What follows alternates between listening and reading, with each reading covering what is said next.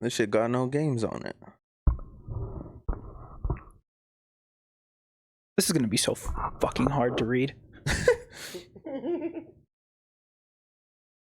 This seemed like a really good idea at the time. It was a great idea. You're watching on YouTube, like and subscribe, but you'll notice a new format. Coming to you live. Pre-recorded. Pre-recorded live from Reno, Nevada. Right on top of Anthony's Chop House. I don't know what Cameron's deal is, but he has been spending... He learns a new word. Every like on this video is one chop for Bodhi. And he learns a new word. He learns how to use it wrong, and then he starts using it all the time. Chat, is Bodhi chopped and unk? And unk is crazy. You're older than me, fuckhead. And you're balding. Yeah, I'm about 6 or 7 months older than you. Oh, an error message popped up. No, it's a software update thing. Surely it won't impact us. Yeah, is that gonna shut down the computer? I hope not. Is that for OBS? Maybe. I think it's not for OBS. I think it's for his operating system on that. I think I have to like approve it, so it's okay. It should be fine. Okay. Hopefully it is.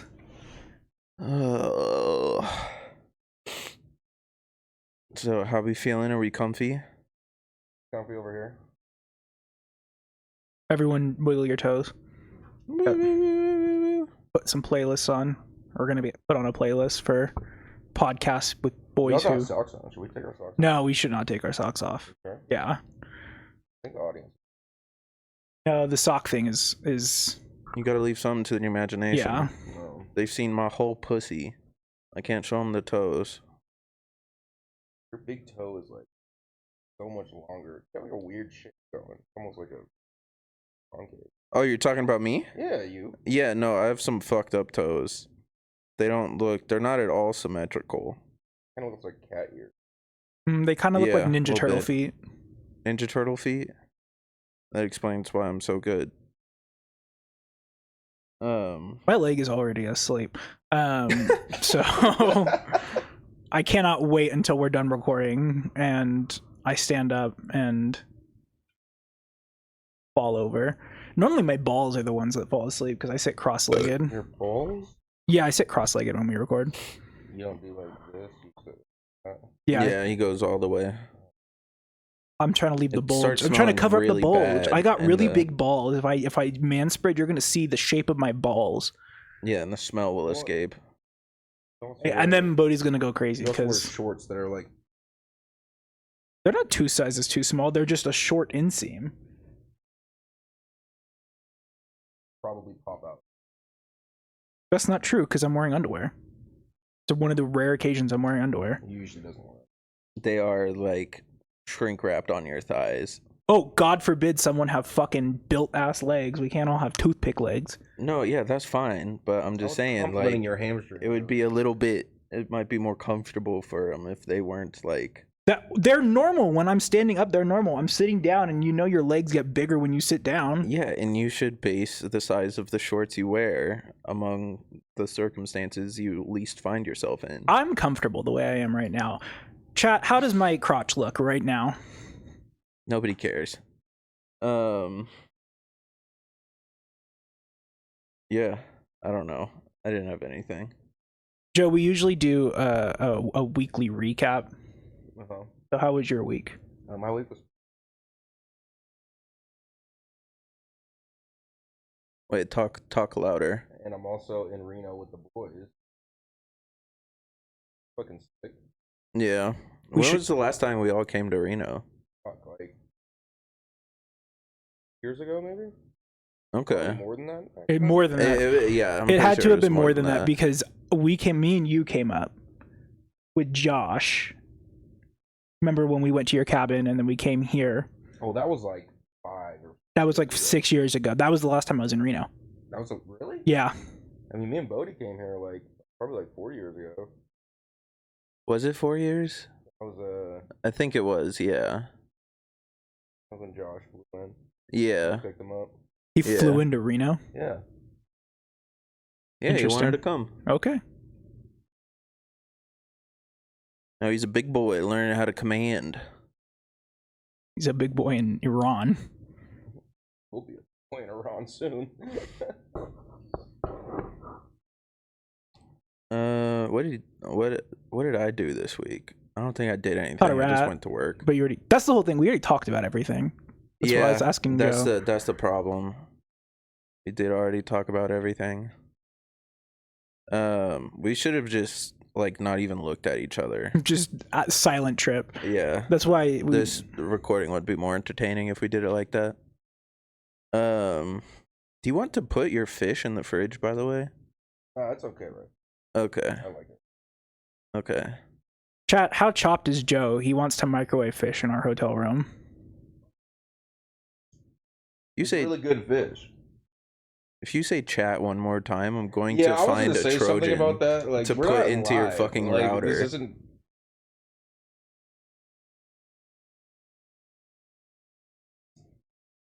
I think me and you, Joe, should just start making out. We got the fucking podcast Nazis over here. Anyways, this fucking sucks. This is going bad so far. What is your fondest memory of being in Reno? We'll start with Joe. Fine. Oh, so many good memories of coming up here to Reno. I'd probably say, I really hope Josh is listening, but Maligator was awesome. That was a really good one. Other than that, kind of just absolutely every time we came here. Yeah, that's what I was trying to figure out. I'm trying to find a memory, and they're kind of all fleeting, drunken rampages. Yeah. What you, Cam? Because you're... I lived here, so I have some sober memories. Unfortunately, they're not all great sober memories. What's the worst thing that's ever happened to you in Reno? Yeah. Oh my god. What is the worst thing that ever? Do you remember the year that you came up to get me when we went to go to Chico? Oh. So like a week before that happened, there was a really bad snowstorm that preceded the big snowstorm that we got caught in. And I was on my way back from work and everyone was acting like they couldn't drive and a car flipped over right in front of me. That's crazy. And I had to get out and help the guy. I think my favorite memory that I can remember is when I was up here for school, we went and got like a little kid snowboard that you're only meant to do like you're only meant to use it on the same sort of hills that you would like sled down. It's not meant to go on like a actual like snowboarding course. And one of the people we were friends with had a lifted like F-150 and a bunch of rope in the back of his truck, and he had a trailer hitch on. So we took the snowboard, we took the rope, and we made like a decent length coming off the trailer hitch. And then we went to an empty parking lot. He started swinging that shit, and then one of us would just be on the snowboard, like fucking flying around the parking lot. That was pretty fun. It does sound like a lot of fun. It was. Average Reno. When well, I don't know what the statute of limitations. Allegedly, when Josh and I were moving to our third apartment, the nice one, we couldn't get the couch in through that fuck ass doorway we had. And so that green couch we had, we allegedly put it in the field behind our old shitty apartment and shot it out. And that was really fun. Yeah, that's what we did. Well, we didn't shoot things up. We blew it up with like little fireworks that we managed to get our hands on. But yeah, going out into the random ass hills around here. Because I don't know if anybody watching has ever traveled much in Nevada, or if you've only been to Reno or only been to Vegas type shit. But between those two cities, it's just nothing. It's just so much empty space. Even in those two cities, it's nothing, unfortunately. Yeah. Yeah. I mean, you can kind of just do anything as long as you're on, like, public land. Yeah. Like, there's this old, like, old little, back road that neighbors a fucking baseball field. and you drive like 100 yards past the baseball field, and you can go out there and shoot automatic weapons. Right Yeah, next to the baseball field. it is a And little nobody bats bit. an eye. It is a little bit insane that you can do that, but at the same time, it's kind of sick when you're looking for something to do. You can just go and like blow shit up or There shoot was a whole something. high school boys baseball game going on, and people were blowing up Tannerite 200 yards away from them, and they were just like, "Yeah, 3-0." I don't know if you guys noticed, but our average speed yesterday on the way to Black Rock was like 120. I did notice. No, yeah, I did notice. You were going over blind hills at 140 and in open range, and I'm like, well, I sure hope there's not a cow on the other side of this hill that we just can't see until we're on top of it. I have pretty good brakes. Not that good. But yeah, we survived, so it doesn't matter. I was kind of disappointed in the desert. I thought it would be hotter and more sandy. Well, Antarctica's a desert. Do you think that's Yeah, hot I know and that. I don't sandy? care that Antarctica is a desert. I was expecting like Tatooine. Like every time I mention a kinda looks desert, like you're like, "Oh, this place is also a desert." This, like, I understand. There are It kind of different looks types like of deserts. Tatooine out there. There's no sand. There's no Jawas. Well, there was kind of the Jawas, those people that we saw. Yeah, they were just like They- driving 10 feet and then stopping and getting out and looking around and then rinse, repeat. Following the tracks. Like, there's not much out there. There was speeders. There was us. There was Who was us. doing very suspicious things. Yeah, no, I'm surprised. Chat, like- this is... Sorry, not chat. You hear that? No. The OBS noise went off. I'm The hoping, OBS noise? Yeah, I'm hoping that it's still recording. It is, but what's the OBS noise? It's like a connecting noise. It's like doo-doo. I mean, the video hasn't stopped, so I don't know. Oh, it got blurry there for a second. Who Like, knows we're what the fuck refocusing. is happening? Oh, it's blurry again. Oh, now it's not blurry. All right, episode fucking whatever. 59. Learning Curve podcast.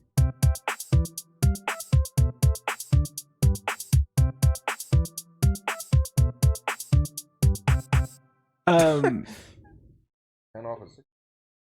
Yeah. 10 off of 69 and 8 off of 67. Are you gonna make? I think it's time this comes to an end. Are you gonna make us skip episode 67? We'll see how it goes. Maybe I'll cut the recording short. Maybe it's only a 5-minute episode because I imagine you will be insufferable. Okay. Either way, I'm gonna put a picture of what you guys looked like in the drive, so you can slap it on right over Joe's face Okay, when we mentioned it, and right now, twice. but have it go away for the opening credits. Yeah. All right. Okay. Well, we're here. We have our first guest, Joe. What Our first guest for the second time. first guess for the second time. I really hope you guys can hear me. If not, I'm sure that both mine and Bodhi's mics are Yeah. picking it up, or close enough. Before we get started, YouTube, make sure you like, subscribe, turn on post notifications, leave a comment. If you're listening on a podcast app, star review, write a review. Helps us with the algorithm. All right. Let's All right. get into it. All right. We are in Reno, Nevada, so we're talking about Burning Man today, and more specifically, some crazy events that have happened at Burning Man. Not the flooding. I was about to say crazy events. How? Like, are we Not- talking not the the flooding. sex shit? Or... Well, we'll find out. The story of how Burning Man like came to be is kind of kooky, so I wrote like a short thing. It's not going to take too long to go through, but I'm going to just go through it. It's not long. It's not long. He said it won't take too long to you know go what? through. Turn your iPad around. You can't see it. I don't think it'll You show won't be up. able to see it. He said it won't be refresh rate. too long to go through, and he scrolls up like There is a four whole- size 7 font pages. Yeah, there's a whole book. There is 4 total pages. The 4th page is the top quarter of a page, and the bottom half of the 3rd page is a picture. So it's not that long. But it's really important that we understand what Burning Man's about, because some of the stories are like justified by like its tenets. It's very weird. Okay. I Okay. imagine it would just be about music, but No, there's actually almost no music at Burning Man. I thought people performed there. They do, but it's not a music festival. That's the whole thing. It's like the way it's explained is Oh, really I thought dumb. it was a music No. festival. Interesting. So let's get into it. So what is Burning Man? Burning Man is a week-long event that takes place in the Black Rock Desert north of Reno. It's about 2 hours north of here in the middle of nowhere. Oh, we looked it up last night. That mine out there, gypsum. Yeah, it's for like agriculture. Oh. And it takes place every year in late August, early September. If you are from the Reno area, you know the burners. You see first off the fucking Mad Max cars driving around. And then you see a bunch of beat up decorated buses. Yeah, it's like it literally looks like Mad Max cars. And then they are all covered in dirt. And also every grocery store has pallets of water just stacked outside with signs that say, please do not come in. Its focus is cited on being on community, art, self-expression, and self-reliance. However, it's most famously associated with lots of partying and drug use. The namesake comes from the title event that happens on the second to last day of the event, where the residents at the festival erect a giant wooden effigy of a man and burn it. So it's not even like the finale. They just do it like early.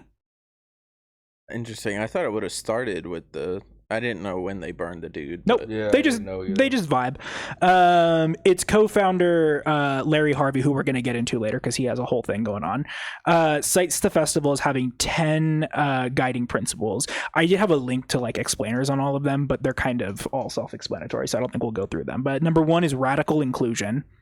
Number 2 is gifting. Number 3 is decommodification. Number 4 is radical self-reliance. Number 5 is radical self-expression. Number 6 is communal effort. 7 is civic responsibility. 8 is leaving no trace. 9 is participation. And 10 is immediacy. So it just sounds like this is founded for rich white kids with trust funds. It's a bunch of bullshit, Yeah. So there are 4 more other party-style festivals around the globe that make up the big 5 in terms of party festivals. So Burning Man is kind of like you know how there's Lollapalooza, Coachella, Bonnaroo. Mm-hmm. I don't know what another big festival is that's like world known, but like they're all music festivals. This is part of like a party festival circuit. The other ones are Full Moon Party, which is in Thailand, which takes place every night before a full moon. So this happens once a month in Thailand. That's crazy. Like their Burning Man is just once a month. Can you imagine? That sounds awesome. The Zurich Street Parade in Switzerland, which is the world's largest techno parade, contender for probably the worst smelling place on earth. Switzerland or that parade specifically? The techno parade. Mm-mm. What the fuck is a techno parade? I assume it's a parade of techno music. Okay, well, I didn't know if it was like because what's the one in You just have, Disneyland like, floats called? of like techno music and Probably like marching down DJs, and stuff, yeah. I assume it's kind of like Mardi Gras. Oh, yeah, that makes sense. The other one is Ibiza. It's just called Ibiza. And- Ibiza's a place, right? Yeah, it takes place in Ibiza. Okay. And it's in Never would've guessed. this is the whole thing. So it takes place in Spain, and it's a season of partying that takes place from late April to mid-October. God damn. The Europeans are just committed to not working. Yeah. I love that for them. Yeah. And then the 4th is Rio Carnival, which is in Brazil, and that's a series of street carnivals that occur before Lent. So Burning Man is not a typical festival in the sense of other things, like I said, like Coachella or Outside Lands or Lollapalooza. It doesn't have any headliners or scheduled performances, and all the displays of art, whether it be physical or performances, are crowdsourced from the attendees. So if you're like going to Burning Man and you're like, oh, I have a band, that's art. You just do it. You just set up a stage and just do it. I mean, Okay. yeah, that's And hope cool. that people, yeah. So like we could be like, this podcast is art. Come see Learning Curve at Burning Man. God, that would be so terrible. So every year the curators of the event choose a theme, and then the media and art that are displayed generally follow that theme. So it's like a whole thing. So let's get into the history of how it came to be, because that's really important to kind of build into like all these things that have occurred. I'm just now noticing there is a child handprint on the door that goes into the other room. Oh. And a bigger one right above it to the left. Are we haunted? Hey, remember how I told you about my dream last night? Yeah, you were in a haunted house. Yeah, and you were there. Yeah. Maybe it wasn't a dream. Uh-oh. It's the saw dream that I had. Uh-oh. Oh shit. Okay, so all of the events that we're going to talk about, the controversies, they are intertwined into the history, but I don't want to like disrupt the timeline because the history is pretty quick. So I'm going to give the full history without the controversies, and then we'll go into the controversies. Okay. Just to kind of show how it's evolved, so you can kind of see how the controversies get weirder and weirder. So if you had to take a guess of where the first Burning Man was, because it wasn't in Black Rock, where do you think it took place? Vegas area. Okay, Vegas. Good answer. Good answer. Mount Everest. Mount Everest. Good answer. Good answer. No, it was on Baker Beach in San Francisco. Oh. Which is, if you don't know, that's the beach. If you've ever seen a picture of the Golden Gate Bridge from a beach, it's that beach. Gotcha. So it originally took place on the summer solstice, which was in June, and the first official Burning Man was in 1986, but it wasn't the founder of the festival, Larry Harvey's idea. A sculptor that he knew named Mary Grauberger, who was a friend of Harvey's girlfriend at the time, held a bonfire every year on the solstice on Baker Beach. And she stopped in 1986, and then Harvey was like, no, I really like that. I'm going to keep doing it. So he just kind of kept doing that. And they built the first effigy in 1986 that was 8 feet tall and also had a dog to go along with it. And they burned both of those things down. Damn, they burned the dog? They burned the dog. Every year, burning dog. Every year, the statue continued to grow bigger. So 1987, it was 15 feet. 1988 was 30 feet. And now this time around, it is 30 feet. So they just kept kind of going bigger until they got to a size that they liked. Okay. So concurrently in 1986, so this was taking place in San Francisco on Baker Beach. In 1986, two men named Kevin Evans and John Law began holding a series of events called zone trips. And these were events inspired by a Soviet film named Stalker. That has the description: a figure known as the Stalker guides his two clients, a melancholic writer and professor, through a hazardous wasteland to a mysterious restricted site known simply as the Zone, where they supposedly where there supposedly exists a room which grants a person's innermost desires. Interesting. There's a game developed by a Ukrainian team called Stalker, and I wonder if it's similar at all. Because of the Soviet thing? Yeah. Maybe. So they started doing that in 86. In 1990, they basically assigned the zone to a different location every year around the globe. Mm-hmm. So in 1990, the location for the annual zone trip was selected, and that was Black Rock Desert here in Nevada. Because apparently there's a door out there that grants your innermost desires. Door? That's what that says in the... So what are they doing in this zone trip? They're all just going there and partying? The idea of this trip was to establish a Dadaist, which is a type of art. I really did not care to look into it because it just sounded awful. Okay. Dadaist type of, which is a type of art, temporary autonomous zone, where sculptures were set to be burned and various types of situationist performance art was to take place. Okay, so yeah, they just said we're gonna party here. Pretty much. The Law had been to Black Rock Desert before, so when Evans had asked him to help handle the logistics for the event, and the trip was officially he had asked him to handle the logistics, he set it up, and it was conceived as Zone Trip Number 4, A Bad Day at Black Rock. Damn, you stole that. They stole it from a movie. I stole it also from the movie. So back in San Francisco in 1990, San Francisco PD basically told what's his name, Larry Harvey, you cannot do your Burning Man festival here on the beach this year. That's the guy that killed JFK, right? Yeah. Oh. So they said, you don't have the proper permits to burn your sculpture, so you can't do it. They got in an argument, and it ended up with Harvey agreeing not to burn it, and the organizers disassembled the sculpture, and then his roommate named Dan Miller took the remnants of the sculpture up to Zone Trip Number 4. because he was like, I'm gonna go to a thing where we burn stuff, come hell or high water. So he brings the man up to zone trip number 4.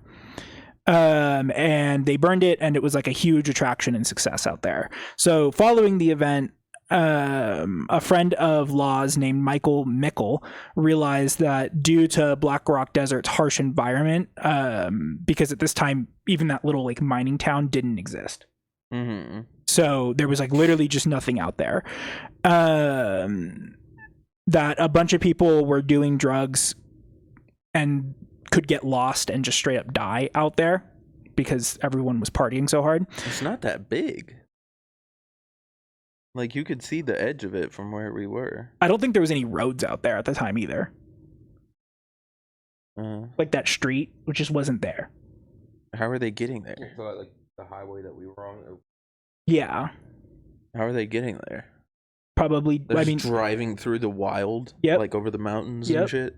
And they're like, and this is vehicles. Like... That's why the vehicles are so clunky. They got to have the horsepower. So they were concerned with people dying. So Dan Miller, sorry, I lost my spot here. So basically they were concerned about people dying. So this guy takes on the alias named Danger Ranger, and he forms the Black Rock Rangers. And this is an organization that exists today. It's all volunteer participant form security apparatus that ensures the safety of burners from the environment and themselves. They mediate conflict, assist emergencies, and are responsible for community information and safety. And they are notably identifiable by their all khaki clothing and being unarmed. Following the formation of the force, the practice of decorating the man that they burned, the big guy, was developed. So basically they started putting neon tubes on it in order to get people, basically because they set it up in the center of everything. So it's like a beacon for people at night. Yeah. So you don't get lost. Interesting. Yeah. So they started doing that, and attendance started growing because they were able to easily pull permits with the Bureau of Land Management. And so it grew from a few dozen to hundreds, and other events coinciding with the main event began to take place in the same exact desert, but separate from the event. So Burning Man was the main event, and then other festivals were like, oh, we're just going to do the same exact thing right by you. Okay. Yeah. And it got really kind of chaotic. And they were turf wars? No, because it was all set up by the same organizational committee. Oh. So it was just different, like it's kind of like the illusion of choice. Gotcha. Right. And so finally they were like, fuck this, and they eventually merged all of them into 1 week's long festival, which we all now know is the modern day Burning Man. So up until like 1996, it was like a bunch of different festivals. But in 1996, right before the event, a couple of high profile deaths occurred, and we'll get into those later. And Law ended up leaving the organizational committee, and he actually tried to get them to just straight up cancel the festival permanently because of these deaths. And that just didn't go anywhere. No one wanted to listen to him. So in 1997, there was a new, more organized area for Burning Man. Basically, due to a conflicting permit, the event had to be moved up the road to Fly Ranch. So about 20 minutes. So you know how where we were yesterday? And you know how when we came out of the driveway, you could go left back towards Garlich or whatever it's called, or right around that little bend? Yeah. So up that bend, about 20 minutes, there's that geyser. Okay. We had a history teacher in high school. Took a picture of it. Thought I'm being... Okay. You know what I'm talking about, right? Yeah. It's like all colorful. That geyser's like 20 minutes north, and there's another desert out there. So they had to move it up there. The problem is that is not the jurisdiction of the Bureau of Land Management. It's the jurisdiction of Washoe County. So it's county land. And so Washoe County had a more strict permitting procedure. And so because of that, they had to like restructure it and have more safety things going on.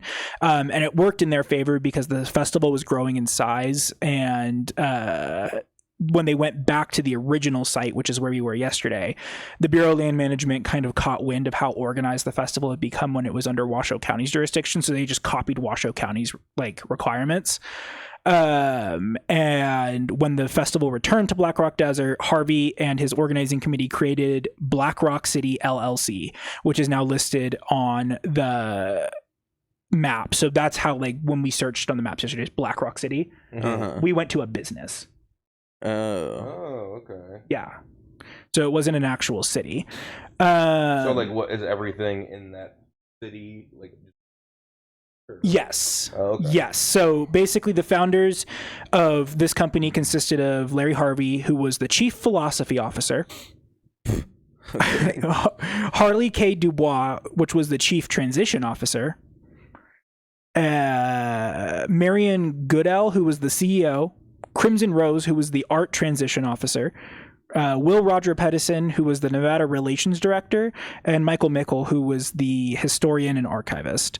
The committee developed Black Rock City Public Works Department, which basically was required for it to be a festival every year, and it kind of established emergency crews and like emergency areas. The crew largely remained in place for this like LLC until the members started dying off, but some of them are still alive and just actively run Burning Man today. I mean, this isn't super long ago, but they were already like in their 20s and 30s in the 80s. So they're all pretty old. 1998 saw one of the biggest controversies of the event when, due to the size of the festival, the organizers officially decided to sell tickets to the event and establish a uniform set of rules. So before, it was kind of like this like word of mouth. If you didn't get an invite, you just didn't go. And so at this point, they were like, now we're going to make money off of this. And they started selling tickets. So a lot of people who had just started going to Burning Man were in favor of this because it came with a new set of rules. But like the original people were not in favor of this. And the new rules were a grid street structure. So they do like a half circle. So the man sits in the circle, and then it's like imagine like an auditorium like that. Yeah. It's like a half circle. A speed limit of 5 miles per hour that they bitched about. A ban on driving inside the city limits except for approved mutant vehicles and service vehicles. Mutant vehicles? That's what they call those, like the Burning Man vehicles. Those are called mutant vehicles. Okay. Yeah. Interesting. They had a safety standard for all mutant vehicles, so there's safety standards that you have to abide by when you build them. Burning of art must be done on an approved burn platform. You can't just do it on the desert floor. They banned fireworks. They banned animals. BLM also required a security fence go up that restricted burners from areas outside of Black Rock City once the festival started. And in 2013, Black Rock City LLC was officially transformed into the Burning Man Project, which manages and sells tickets for the event. So that's why, like, if you want to go to Burning Man, you go to the burningmanproject.com. Not sponsored, but could be sponsored. Sponsor us. The event was canceled in 2020 due to COVID, and several protest burns were held in San Francisco on Baker Beach because people got mad that they couldn't go to Burning Man. Those were shut down. The mayor had a whole bunch of things that she had to say about that. They canceled it again in 2021 because of COVID, but this time it was held virtually. Virtual Burning They had virtual Burning Man. Yep. It was like a bunch of people getting absolutely blitzed off of LSD apartment on Zoom. On Zoom. Yeah. So basically, what happened is the organizers got permission to go out there and set up the burn themselves, and only they were out there, and they like live streamed it. Everybody at home just has like a bucket of sand they're dumping on their mouth. They're like, we'll mail you a bucket. And the event still continues. They, when on the year they held it virtually, they didn't actually do the burn. So they built the man, they didn't do the burn, and they weren't allowed to do the burn because BLM was like, we don't want people coming out to the desert to see it. So they made them do a drone show. A drone show. Yeah. They just made the drones look like fire. I didn't even look it up because I didn't want to see it. Okay. Everything about That this, is crazy. everything about researching this thing pissed me off. It's so dumb. It sounds really dumb. Oh no, it is dumb. It's dumb. It's just a bunch of rich white people on drugs out there now. Yeah. Not to sound like an old person, but it used to stand for something. So the event still continues to this day, but ticket sales are super far down as of 2025. And they're continuing to go in a downward spiral, and some speculate the festival is in a bad financial spot. But it is still scheduled to proceed later this year, so who knows? Interesting. Yeah. Okay, so now we have some controversies. So that's kind of the history that brings up to modern day. So now we have some controversies. I found like a forum of people who have gone to Burning Man. And so we'll get to that in a second, but this is one that happened sort of kind of recently. This was in 2018, I believe. So I'll just read the article. It's pretty short. But basically this guy that was at Burning Man ran into the Burning Man and died. So 5 months after Aaron Joel Mitchell ran into a wall. Sad. What are you doing? Don't laugh. The man self-immolated off of LSD. I don't think he's self-immolated. Is that self? If it's self, you're running into a but fire. he didn't light himself on fire. He He ran into fire. fire. It's a technicality. He ran into a fire.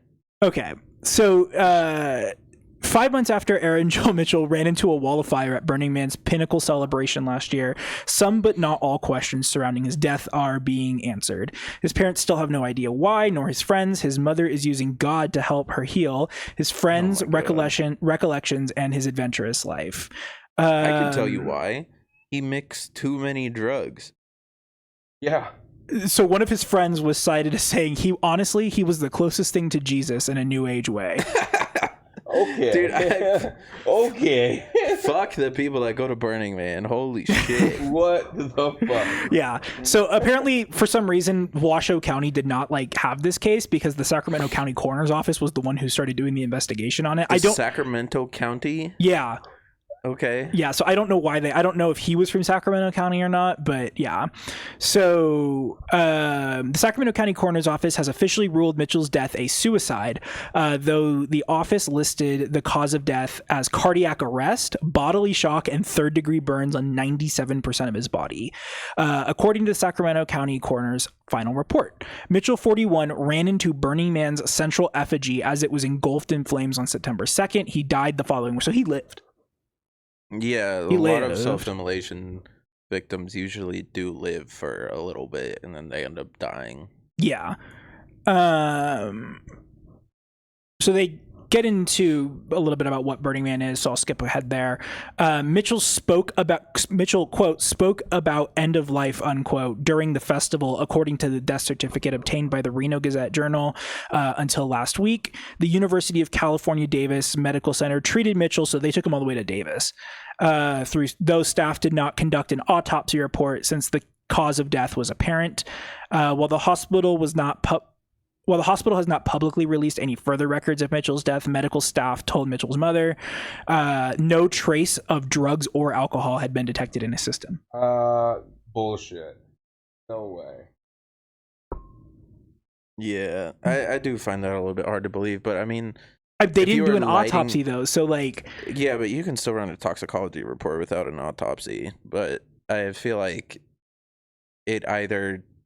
Maybe he was all got burned out of his system. Is Rohypnol a drug that is the suggestion drug that makes you more suggestive, or does it just make you forget stuff? It makes you pass out. Okay. Yeah. There's a drug though I thought that you can take that makes you more susceptible to coercion. You take it and you're loopy and someone's like, oh, you should do a backflip, and then you're like, yeah, I could do it. Hey, I could be crazy if you ran into that fire.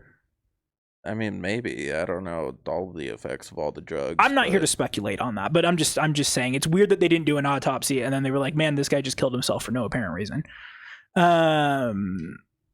Okay. So they found no trace of drugs or alcohol. The coroner's office called one time, but we never heard anything more. It was just a short conversation, said Mitchell's mother. We're doing pretty good, but that's one of the hard things. We don't know why it happened. Mitchell ran past several layers of volunteers stationed around the massive fire and then into the inferno before on-site firefighters in fire-resistant gear pulled him out. He was rushed to the on-site medical clinic and then airlifted to the University of California, Davis's Firefighter Burns Institute Regional Center, where he died. Soon after the event, Mitchell's mother wrote a handwritten letter to Burning Man organizers thanking them for their efforts and received a number of condolences in return. We're so thankful. We're just so thankful, so grateful for people that risked their lives to save his. And then they wrote a little bit of an obituary about him. I'm not going to get into that. And then they just keep talking about like his life leading up to the week. But nothing ever came out of it. So Mitchell was not the first person to die at Burning Man. Was there like a history of mental illness or anything that guy had? Do you want me to read? I haven't read the obituary. Do you want me to read it? No, I just want you to know. I don't know. Oh, okay. I don't know. I don't have the knowledge on that. So Anna Louise Capaccio, I think is how you pronounce it, died after she was hit by a vehicle at the event in 2014. And Michael Fury, a close friend of several Burning Man founders, died in a motorcycle accident in 96. So that's the one I was telling you about, where the guy, like, there was a couple high profile deaths. Don't they only go 5 miles an hour? No, this was before those regulations. The bus one? Yeah. No, this was before the regulations. The bus one. I thought you said that was 24. No, so the person who got hit by a motorcycle was in 1996. Yeah. But the first one you mentioned, didn't you say she got hit by a bus? She was hit and killed by a vehicle at an event in 2014, correct. So when did the regulations happen? Way before 2014. So how the fuck do you get hit and killed by a 5 mile an hour bus? I assume they probably weren't going 5 miles an hour. Okay. It's unclear how many other deaths have occurred at the event. Burning Man is currently reviewing records of the incident. This was in 2018. Each year, Bureau of Land Management officials and Burning Man organizers report on improvements needed to better safety, security, and health standards. BLM and Burning Man organizers together are currently reviewing last year's event and planning for the 2018 event. There are no current changes to how the event will be operated. So this guy just ran straight into the Burning Man thing, and they were like, no changes needed. We're good. It won't happen again. Let's see. Yeah, so there's no changes. The terms of the permit are subject to change, taking into account Mitchell's death last year. One potential change could be a fence during the burn, a precaution taken at the temple burn last year, less than 24 hours after. So they put up a fence for a temple burn right after. Okay. But they were like, for the man, no. Too much to ask for. I always thought the man, like the Burning Man, said he was 30 feet tall. Like that's how big. Yeah. I always thought it was like some like crazy like massive 60, thing. 70, yeah, like no, like 100-foot tall fucking. 30 feet. Now tall here's is tall, but like not. Here's the crazy. This is the shot. This is the chaser. Mitchell's mother, on the other hand, feels that everything within reason has been done to make the event safe. So she's like, fuck my kid. She's like, yeah, he ran into the dude and lit himself on fire. Who cares if it happens again? Yeah. I only have one child to lose. Pretty much. Here's a photo of him running into the fire. Oh, that's a real photo? Yeah. That's insane. That's kind of badass. You can see someone chasing him right there. He looks naked. He does look naked. I think he's in like a loincloth. You see his shoes on. Oh, thank God he has shoes on. It looks like he's holding a water bottle also. So like, he was like, just in case I get thirsty. Yeah. Just like, in this case. will help. Okay, let's see what else we have. What if I get here. thirsty while I'm lighting myself on fire? Okay, so this is last year's Burning Man. I'm not reading these in any particular order. I'm just pulling up the articles as they come up. So this was last year. I'm just going to read this article as we go. Title: Burning Man is crazier than usual with a murder mystery, demonic claims, and a surprise birth. None of those things surprise me. And this is, I don't know where this is from. Burning Burning Man, the electric desert festival known for its art, music, and spirit of self-expression and self-reliance, wrapped up one of the strangest annual celebrations in memory with a major dust storm. So last year there was a huge dust storm. Yeah. The year before was the floods, then the dust. So this year we should see like a tornado or like a fire. Hell yeah. I mean, we'll see a fire for sure, but Yeah. it might spread. It wrapped up strangest annual celebrations in memory with a major dust storm, an unexpected birth, and as yet an unsolved slaying reported amid the festivities. Known for drawing tens of thousands of visitors to the desolate Black Rock Desert in Nevada, about 120 miles north of Reno, the 9-day festival. I thought it was 7, so now it's 9 days. Damn. And they don't shower out there. It's stinky. Yeah. But I mean, would you want to shower? Because you're just going to be like instantly dirty. What if I run into Jared Leto and I want to be clean? You do not want to be clean for Jared Leto. He likes him dirty and young. Has a reputation for introducing unexpected revelers, and this year seemed to be no exception. The event started out with its challenges. Wait. Scroll up a little bit. What does that say? Burning Man's famous orgy dome was brought down. Shh, we're gonna get to it. Okay. We're gonna get to it. Can we skip to the orgy dome? It's right here. Hold on. The event started out with its challenges right off the bat as a major dust storm knocked down tents, damaged art installations, and forced organizers to temporarily close event gates at a nearby airport. They, by the way, I guess now construct an airport out there. Yeah, to no, land a bunch planes of on. celebrities pull up in private jets and land on the desert. They like walk around for 30 minutes and then they go home. Intense. The intense winds reportedly injured 4 attendees and damaged some pieces of an art display in what is known as Burning Man Playa. The strong gusts also brought down Burning Man's famous orgy dome, an enclosed, air-conditioned 4,000 square foot structure with mattress. Thank God the orgy dome has air conditioning. Out of anywhere on this place that needs a central air circulation system, it's the orgy dome. So the orgy dome is an enclosed, air-conditioned. You have to buy tickets for the orgy dome, or is it like You can just walk in. I think once you have a ticket, it's all inclusive. Okay, continue. By the way, I tried to see how much tickets are, but they're not. Just about They're to not ask. on sale. They go on sale next week. Let me see if I can find like past ticket prices. Okay, you look that up. Okay, so it's a 4,000 square foot structure with mattresses and dozens of volunteers who monitor all attendees are of age, sober, and with a partner. So it is a giant orgy dome. Oh, here it is. Wednesday, February 12th, 2025. Tickets in the today sale will be $550, $650, $750, $950, $1,500, and $3,000. There will be very few $550 tickets available. Fair number of $650, which will likely be what you'll pay if you'd pick them up in Stewart's sale. So I don't know what the different tiers are. I think it's just however much you want to pay. Interesting. Let me see.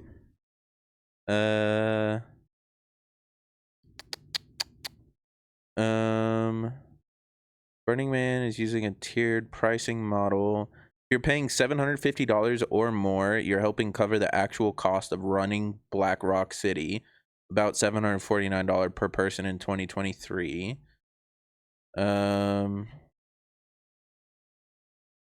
Key sales and dates. Yeah, it doesn't tell me what the different tiers are. It doesn't want you to know about the orgy dome. Which is the orgy dome tier?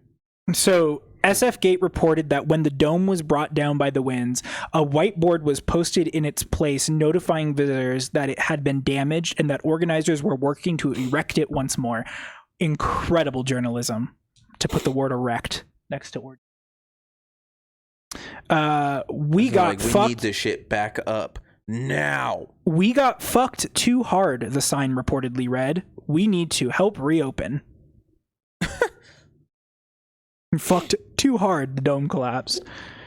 God, fucking the orgy dome to the ground. That's crazy.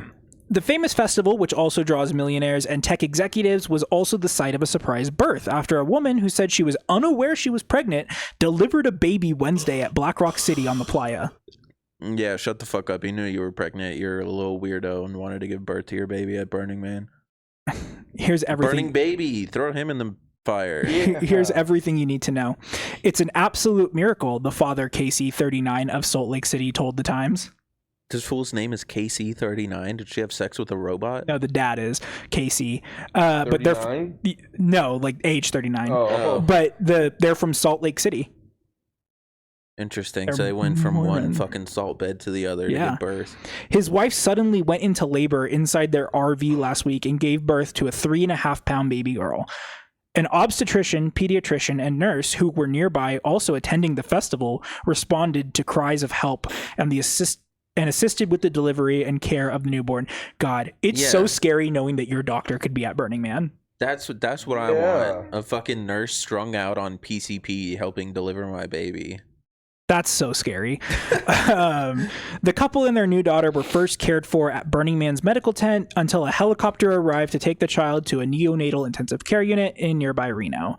Then a large wooden effigy known as the Man burned on Saturday, symbolizing the culmination of the 9-day festival. A homicide investigation was sparked with the discovery of a dead man in a pool of blood. A festival goer flagged down a Pershing County's sheriff's deputy to report the death at a campsite. No arrests have been made as of Tuesday. On Monday, Pershing County Sheriff Jerry Allen asked for the public's help for information on the case. Quote, "We're also currently seeking information regarding any suspect identifiers for a person who would commit such a heinous crime against another human being." On Wednesday, the victim was identified as Vadim Krugalov from Russia. Came all the way out from Russia to Burning Man.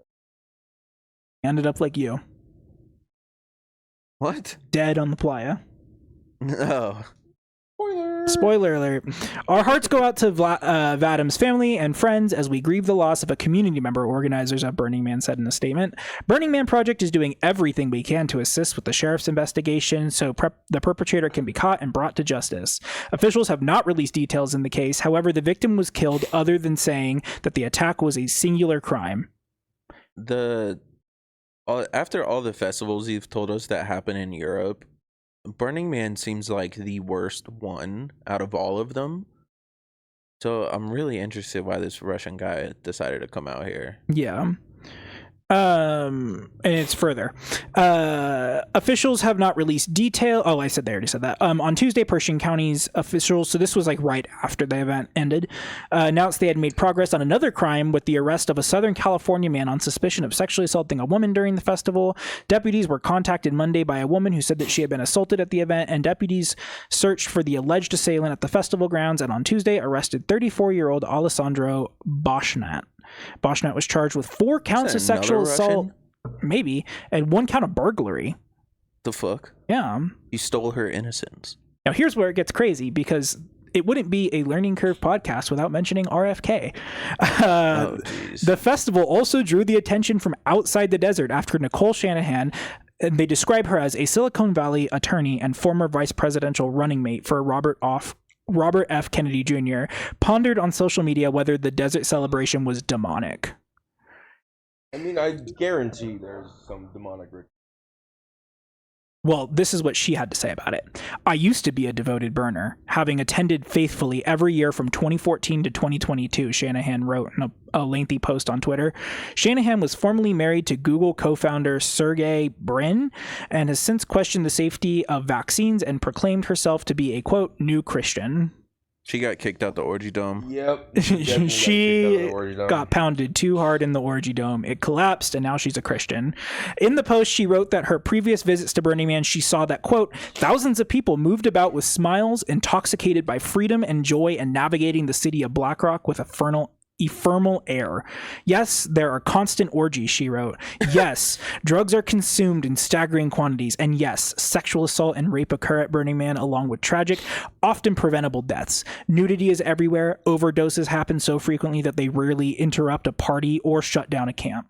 She claimed that the event was filled with occult symbols and ceremonies, calling it not just an eccentric festival, but also, quote, one of the most effective tools for Satan to misdirect souls away from our Heavenly Father. I'm a newbie to demonology, but there is clearly something dangerous at work here, Shanahan said. She got kicked out of the orgy dome. She got kicked out the orgy dome. She did too much crack afterwards as a means to hope, and then her brain got rewired.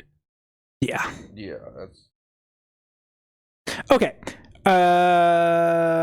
So then I followed up the murder thing with another thing. So this is the actual murder. So this is the follow-up for the murder. Okay. So this took me a long time to find, but this isn't that long of an article. In the hot desert of Black Rock City, an ephemeral town in northeast Nevada that temporarily exists for the annual Burning Man festival, a heart-shaped mirror adorned with peacock-like wooden rays stood as the destination for festival goers to take a mirror selfie. Some held up peace signs while snapping photos, while others held hands and showcased their costumes. With the reflection of festival in the background, such a photo would be Instagram-worthy in the default world, what burners refer to as everyday life. However, the pictures of this particular art installation, which was intended to represent the idea that, quote, everyone reflects and embodies love, are now relics of a tragedy. Beautiful writing. Vadim Krugelov, the 37-year-old man who created the art installation, was found dead in a pool of blood on the night of August 30th, the penultimate night of this year's festivals. Some of Krugelov's friends told Salon, who's the people who wrote this article, that he was excited about sharing his art with the Burning Man community as a first-time burner. Indeed, art is a central part of the 9-day-long celebration, which runs on the gifting economy. Installations are one of the many ways the 70,000 to 80,000 annual attendees contribute to the community for the week.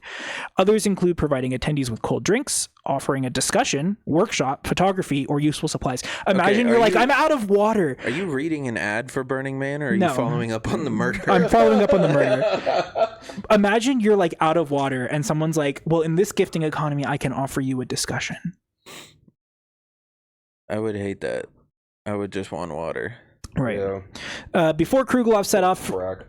Before Krugelov set off for the festival, he met up with some friends in New York where he lived for 10 years. He showed one friend a sketch for the art installation and expressed excitement about Burning Man. Then he left on a flight to Reno, bound for the festival. Talks about the night since the 1990s. The pilgrimage to Black Rock City has attracted people from all walks of life due to its liberating and anarchic nature. There's a consensus that Burning Man symbolizes the legacy of socially libertarian spirit of the 1960s counterculture. Blah, blah, blah, blah, blah, blah, blah, something about tech executives. In many ways, Krugelov's was a free spirit himself. While little yet is known about the circumstances surrounding his death, friends and family are helping paint a picture of who he was and what may have motivated him to go to Burning Man in the first place.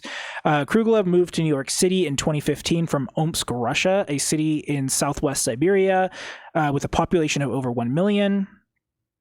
Cities that big in Siberia? I thought that shit was like just small villages because of how uninhabitable I thought it was too. is. I didn't know there was a big population.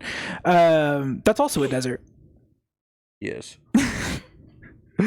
Uh, Everything is a desert if you try hard enough. it's like every animal's a crab. It all leads to desert. His family wrote an email to these people. Burning Man. His At the family orgy wrote tent. an email to these people basically saying his dream was to live in New York. His family says that he was a sociable, open, and warm-hearted person. He traveled a lot, worked in aviation, and wrote poetry. He was always stood for honesty, justice, and carried love in his heart. He was a fiber optics cable installer in New York, but a little over the year ago, he left the city to just basically travel the country and search for himself with contract work. He basically found himself doing odd jobs, and then he ended up at Burning Man. Krugelov wrote to a friend about Burning Man and that he envisioned himself in the future. He just wanted to live to the fullest. He wanted family. He told me that several times. He meant to live many, many happy years, but someone stole his life. It's so unfair. It's very hard to believe that it really happened. And basically, it's just about people lamenting on him. But authorities are investigating his death as a homicide. But they're having trouble continuing to investigate the case because, one, it's over 2 hours away from Reno, which is where they investigate it from. Yeah. I imagine Burning Man is kind of the perfect place to kill somebody. Yeah. Because, one, everyone is an unreliable witness by default. And two, everything like vanishes after a couple days. Yeah. So the problem is, so this is the whole thing. So on the playa, attendees often wear masks and costumes as well. They use playa names, so they don't use their real name. And the names include things like Cactus or Fuzzy Pants, making possible suspects hard to identify. Investigators say that when it comes to the homicide, the first 48 hours obviously are the most crucial. And on September 17th, the sheriff's office released a statement that Krugelov appeared to have been killed by a single stab wound to the neck. And in the press release, the sheriff's office included a picture of a chef's knife with a green sheath as an example of the suspected weapon. So he got killed with a chef's knife. They're just just guessing. They said an example of the suspected weapon. They're like, yeah, this is a knife. He got killed by something that looks like this. Police received hundreds of tips. They believe the homicide took place between 8 and 9:30 p.m. in the area of Black Rock of 8 o'clock. So remember, it's a big circle.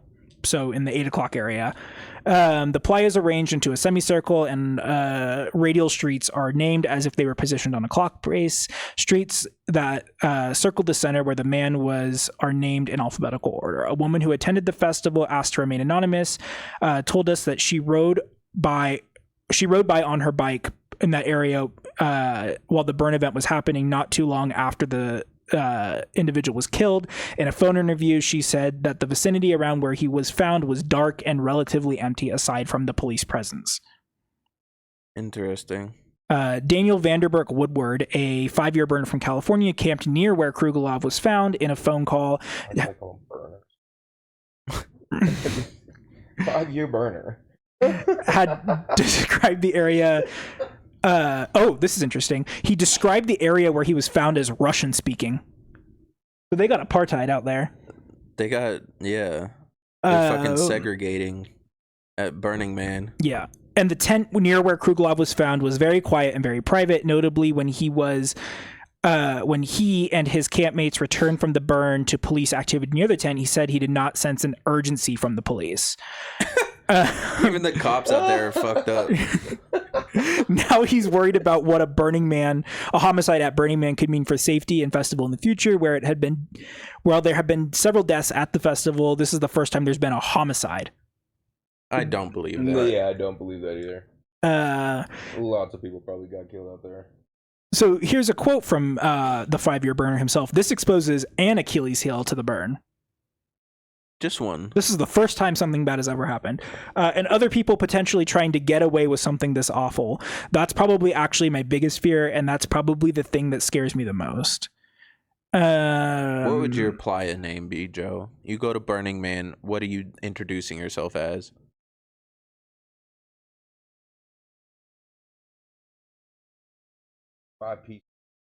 Five-piece nugget? Okay. Mm-hmm. We call you 5-piece for short? Yeah, 5-piece. Okay, what about you, Cameron? The Bone Doctor. The Bone Doctor. Okay. Or Captain Stabbin. Captain Stabbin. What about you? I feel like just Triangle. Call me Triangle. Strongest structure in nature. It is. Okay, I'm just going to continue. So they had raised $43,000 to bring Krugelov back home so he could be buried back in Russia. And a secret witness is offering $5,000 cash reward. A secret witness? Yeah, it seems like you should be the one. So wait, he's saying I'll tell you what happened if you pay me 5 Gs? Oh no, Secret Witness is a organization. Oh. Sorry. Not a secret witness. Secret Witness is offering. This year, this was talking about 2025, saw an unusually high number of arrests. Pershing County Sheriff Jeremy Allen told us that he believes that there are few reasons behind this trend: fewer days of rains, more participants than last year, and few more deputies from his office. Allen said every year is different at the festival. It's dependent on the culture or political climate at the time, as well as the popular illicit substances are there as well. Possible. Popular. Oh. No, popular. That's the keyword. Possible. Possibly illicit substances there. As as it appears to be testing grounds, at least for our interactions, of new and upcoming illicit substances. So maybe that's what happened with the guy who ran into the fire. He was on something that they weren't even testing for. He got the first ever fentanyl. Yeah. The first ever fentanyl. Fire Fenty Fold. Fenty folded right into that fucking... What a shame. Alliteration. One attendee this year who asked to remain anonymous said that this year ketamine was a very popular drug at the festival. Yerp. As for the death of Kruglov, one person who camped with him on Instagram has been calling for federal authorities to assist since the homicide took place on federal land. Burning Man takes place on public lands. Obviously, we can request the assistance of the feds at any time if applicable, the sheriff said. They do have access to more resources, but are not always available to assist. Allen said, as it stands, they don't have all the information and they have not requested outside assistance. When I have all the available information, I will make a factual decision to either request assistance or continue moving forward on our own. Back in Russia, Kruglov's family is struggling with the uncertainty around his death. Quote, his remains are in New York City, and the documents for transportation to Russia have been in preparation for 3 weeks already. Unfortunately, we don't know how much longer it will take. There are complications in the course of the investigation, which is causing delays. Talks about his death and just the complications getting back. So basically, nothing has been done about that guy dying. Great follow-up. Yep. They just were like, well, he's dead. Yeah. So then I have this forum of the craziest things that have happened at Burning Man, and this is by people who have gone. Okay. Let's see. There was a couple in here that I saw that I wanted to read out. Okay. This was posted 7 years ago and references 4 or 5 years ago. So this is 12 years ago. So around what, 2014? Mm-hmm. This was 4 or 5 years ago when it was really windy and dusty. Someone had fortuitously gifted me a niqab, which is one of those black veils Muslim women wear with just a slit for your eyes. So I pretty much wore that all week. It was great protection against the wind and dust. Plus, it was a pretty stark look and great conversation starter. Like I said, that's amazing. Person's name is Sarah, by the way. That is something crazy. This is my Muslim appropriation. Is that it? No. Okay. No. I'm just saying. Let's see. She said, like I said, this was 4 or 5 years ago. Even just a few years later, I'm not sure that would fly in today's atmosphere of heightened sensitivities. I mean, I feel like if you want to wear that, you can. Yeah. Like, the same year, another friend happened to had given me a black rubber strap-on dildo. So my outfit for much of the week consisted of the niqab and a pair of black platform boots. Like I said, bold look. So black face covering, black platform boots, black strap. Yep. You're just walking around a desert. Yep. That is a look. It's like that, you know, that meme, it's like the future liberals want, and it's like the women in like the dominatrix outfits on the pyramid. Yeah. Whipping. Yeah, it's that. Then along comes this cherubic, chubby, bearded hippie in a tie-dye t-shirt, and he asks if he can sit next to me. Sure, I said. Nice penis, he said. Do you mind if I play with it? Go.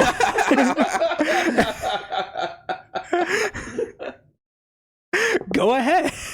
Go ahead, I said. After a few minutes of idle fondling, he goes, hey, would you mind if I sucked it? I have a condom. Go ahead, I said. I have a condom for a strap-on? Crazy. Uh-oh.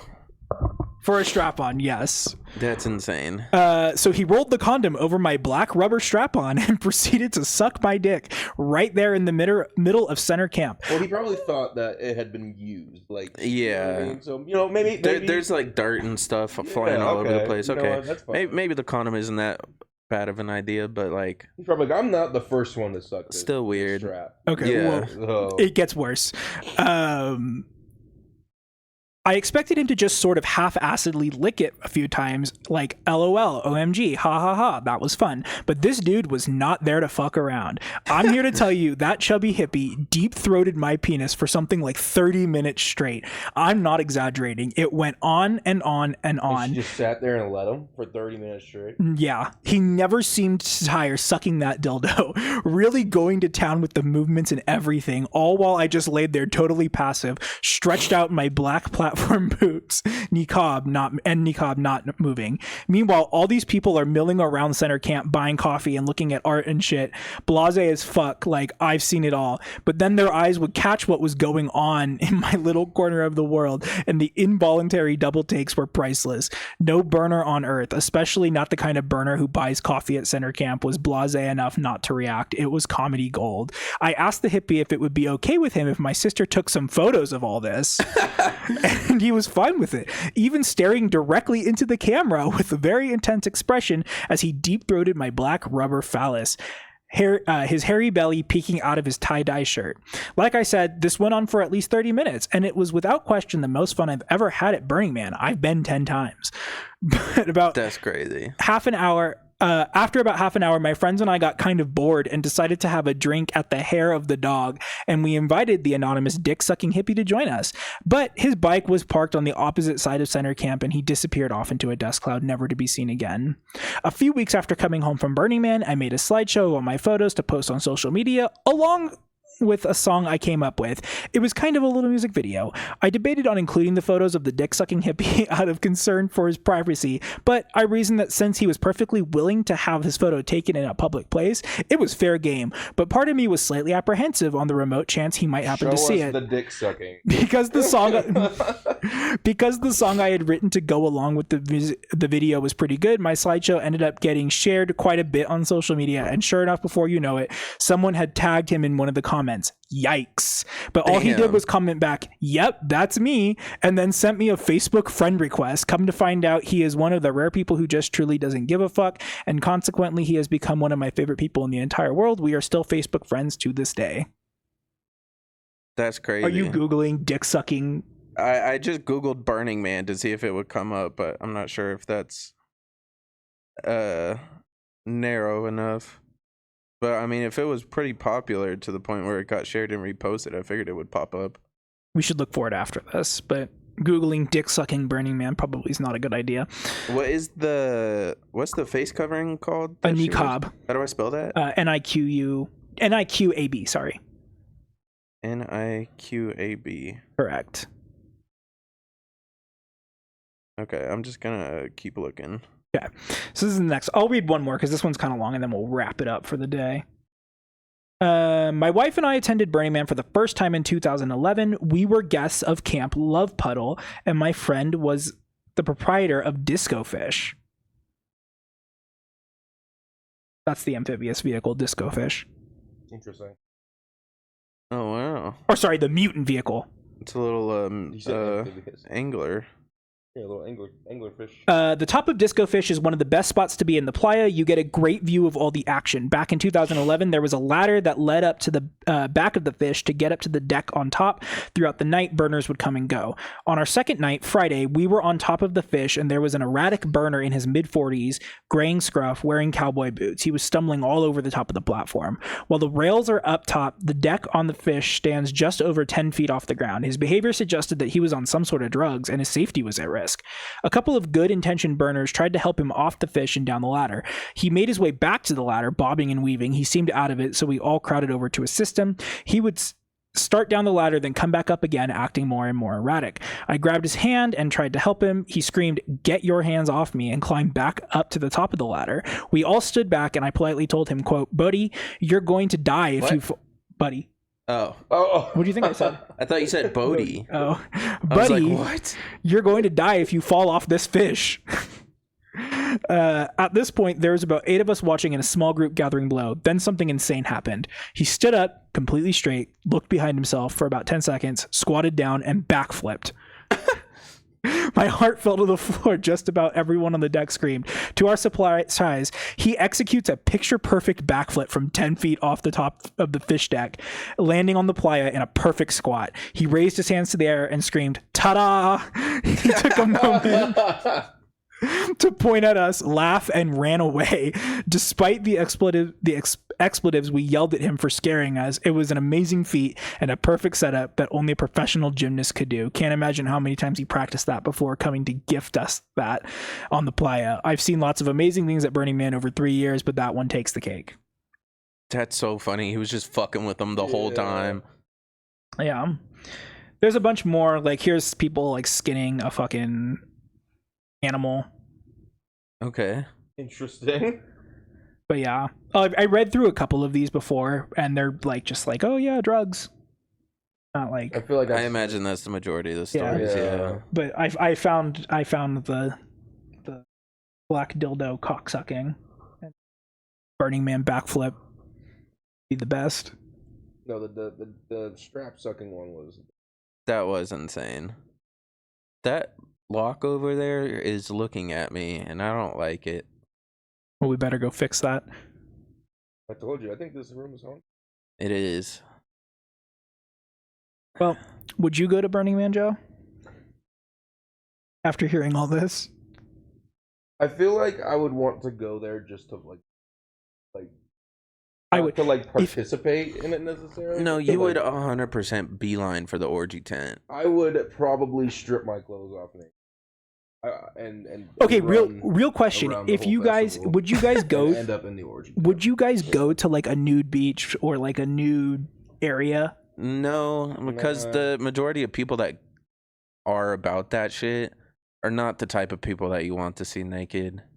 That's true. What if it's a gay nude beach? I would not be there. I hate to tell you, there's only one of us here that's gay. Yeah. But then you'd get attention from men. I don't want attention from men. There's only one of God us here forbid. that's gay. Fellas, is it gay to be hyped up by another man? It's not hyped if it bends over in front of me and spreads his ass cheeks. I'm just not into that. If anyone wants to buy us a Burning Man ticket, I will take time off work and go this year. And I will drag Bodhi along with me because he'll be unemployed. I'm not going. I'll be unemployed somewhere else.